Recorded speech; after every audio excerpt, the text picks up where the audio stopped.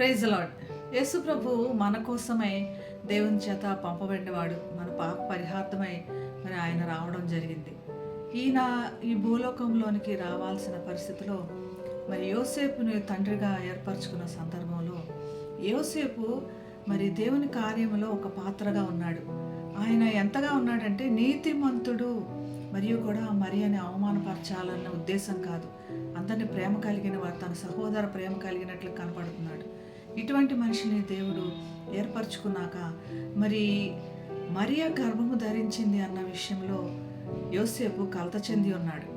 అప్పుడు మనం మత్తయి సువార్త 1:20 చూసినప్పుడు, ఇదిగో ప్రభువు దూత స్వప్నమందు అతనికి ప్రత్యక్షమై, దావీదు కుమారుడైన యోసేపు, నీ భార్య అయిన మరియను చేర్చుకుంటకు భయపడకము, ఆమె గర్భము ధరించినది పరిశుద్ధాత్మ వల్ల కలిగిందని దూత తనతో మాట్లాడుతున్నట్టు కనపడుతున్నాం. జరిగిన పరిస్థితిని బట్టి ఆందోళనకరంగా ఉన్నప్పుడు దేవుడు నీ దగ్గరకు దూతను పంపిస్తాడు. మరి నీ పరిస్థితి అన్నది వివరించటానికి మరి దూత ఏమి జరిగింది యోసేపుకు వివరిస్తున్నాడు. యోసేపు పాపం చేయకుండా మరి తనని తరబేదు చేస్తున్నాడు.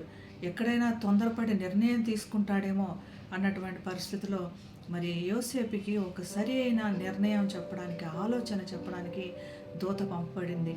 ఇది పరిశుద్ధాత్మ కార్యమని దేవుడు తెలుసు కాబట్టి మరి పరిశుద్ధాత్ముడే ఈ కార్యం జరిపిస్తున్నాడు. గందరగోళమైన పరిస్థితిలో, నిర్ణయాలు తీసుకోలేనటువంటి పరిస్థితిలో దేవుడు తన దూతలతో తన గొప్ప కార్యం జరిగిస్తాడు. నీకు విషయం అర్థమయ్యేటట్లు చేసి, ఆ విషయం ఎందుకోసమే జరుగుతున్నది, దాంట్లో దేవుని యొక్క కార్యం ఏంది అన్నది తప్పకుండా వివరిస్తాడు. ఈ విషయమై మన ప్రార్థనలో కనిపెట్టి మరి ప్రార్థనలో దేవునితో పరిశుద్ధాత్మని సహాయం అడగాలి.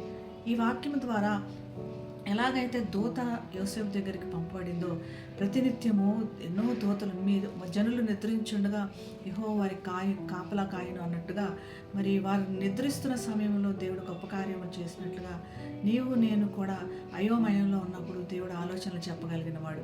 దేవుని మీద ఆధారపడదాము, గొప్ప నిర్ణయాలు తీసుకుందాం, ప్రార్థన చేద్దాం.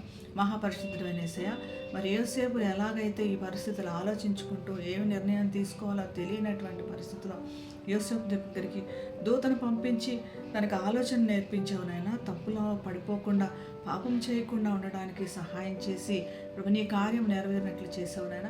అలానే మా ప్రతి పనిలో కూడా మాకు ఆలోచన చెప్పి మా చేపట్టుకొని నడిపించమని యేసు నామమున ప్రార్థిస్తున్నాం తండ్రి.